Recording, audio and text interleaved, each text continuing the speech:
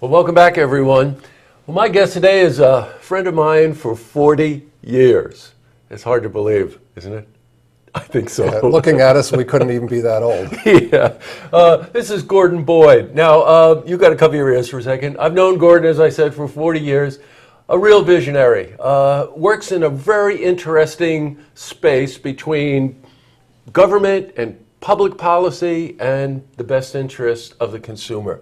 So, and you've been in it your whole life, and I know you have. So first, welcome, Gordon. Great to have you on. Thanks. It's a pleasure. Gordon's involved. I got an email last week, and Gordon sent it to me about some interesting things that he's doing in the field of energy. And I wanted to bring us up to date on that. You're a consultant with EnergyNext, correct? I am. How long, Gordon? We've been in business, our company's been in business for 28 years. We've been doing energy consulting for about 18, 19 years of that.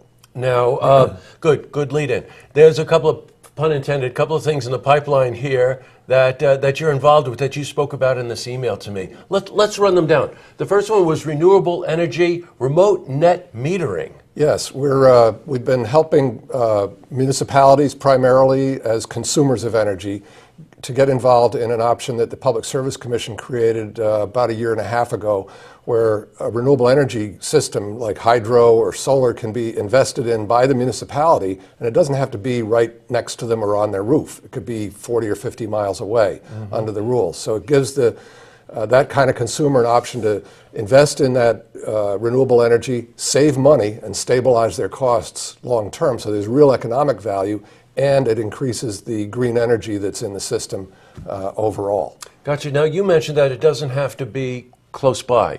So, I mean, what that sounds like to me is that an energy source like hydro could be in another county or something, yet a municipality in Saratoga County or Warren or Washington County could take advantage of it. Is that right? That's right. Okay. Just locally here, Skidmore College has done this with a company called Gravity Renewables. They have a hydro project down in Columbia County, about 50 miles from here, and that project is producing credits, discounts, savings for Skidmore College, as well as producing more renewable energy that goes into the grid. So Skidmore is paying for that energy, but through the Public Service Commission rules, they're actually getting a reduction in their bill that's more than the amount that they're paying for the energy. So they're net in the black for this arrangement. Wow. I told you it was a visionary. Hey, everyone believes that National Grid really is, I'm not exactly sure the right word to use here, but monopoly, so they control all of the energy that's available to the consumer. That's not necessarily true? No, it's not, and hasn't been for some time. They run the distribution system, so the wires and the transmission system is all a monopoly that's regulated by the Public Service Commission.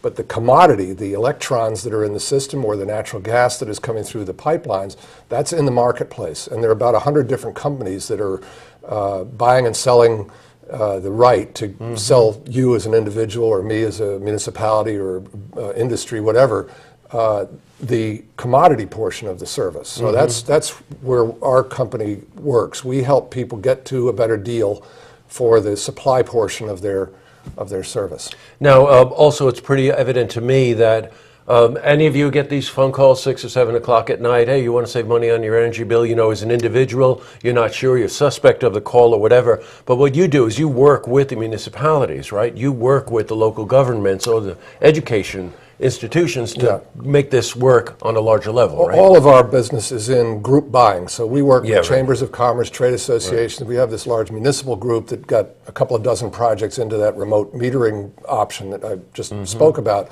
But the next thing that's coming through the system or the pipeline, if you will, is called community aggregation. And that's an option where a municipality could decide to do one bid on its own for all of the residential customers in the community. And that way, they would all get into a deal that they could live with, and it would preclude all of the bamboozlement that's coming through the telephone at 6 o'clock at night. Yeah, you never know what the heck to make of those. And of course, energy being one of the major expenses that any of us face, the whole idea is, who is this company? Why are they calling me? And we're going to save you 70% and all those things. You're just suspect from the go, right? Yeah, that's right. And usually the deals sound pretty good to start out, and then the good part of it disappears after a couple of months, and then you stop noticing that the rate has gone up. Right. And we've rescued people from supply deals that were 3 times what was in the marketplace. So wow. It's, yeah.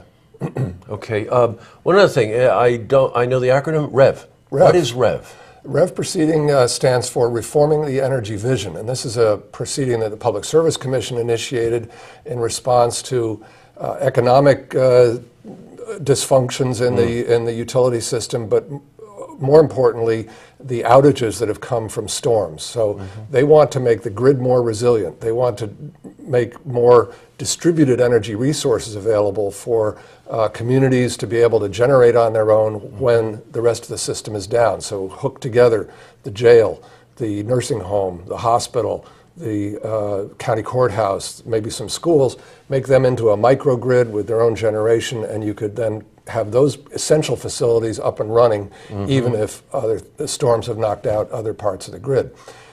So that's, and especially in downstate in New York City, that's become a high priority because they had half of Manhattan out after Hurricane Sandy. That's right. And you know, when hospitals go down or they have to use their own generation, it's awkward and expensive. Right, hence the Public Safety and the Public Safety Commission's name, right? Yeah. The idea of being able to link together the essentials, the essential organizations that need to be, hospitals needing power, you know, Right. all of those assorted things. Boy, you've always been involved in this space. What drives you, Gord? Well, I like change. I like the intersection of public policy and private investment. So when I worked at the state legislature, I worked on public infrastructure, how to attract private capital to invest in water and sewer systems, roads and bridges, and that sort of thing. And then in business, I've been trying to help private players to get better, oriented to the public interest. And our group programs are set up so that we can aggregate large groups of consumers and make the rates better for everybody that way when the private companies bid to get the endorsement. So. Well, energy plays a larger and larger role in our lives as we go. It becomes more and more expensive as we go. So, you're working in a very interesting space, and obviously, as I said at the front, you're quite a visionary in all this, Gordon. Well, it's exciting, but we're trying to keep up with reality too. So it's we do our best. Now we're going to have you back on because you're involved locally with the project with the church, right? Yes, with Bethesda Episcopal Church. Right, a lot going on over there. A lot going on. All right, so we'll have you back. We can talk about the capital campaign front. Quick shout out to Sharon. Hiya, Sharon. And great, thank you for coming in. Thank you. Good to see you. To see this interview again, you can head to our website, looktvonline.com.